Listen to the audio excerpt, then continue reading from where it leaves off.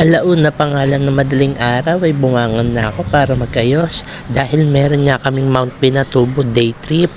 At ayan na nga ang outfitan sa umagang ito. At nauna nga ako sa meeting place at kumain muna ako ng french fries. At pagdating namin sa stopover, may nakita akong malaking monster.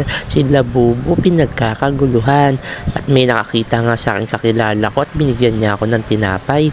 Siguro ay naawa siya sa akin at nakita niya kung gaano ko kagutom na. At ayun na nga, pasikat na ang araw mga Lodi. At sa habang bumabiyahe nga kami, iniisip ko kung paano ako manganganak, kung delivery ba o CS. Dahil mukhang 8 months na ang aking tiyan. Isang buwan na lang at manganganak na ako.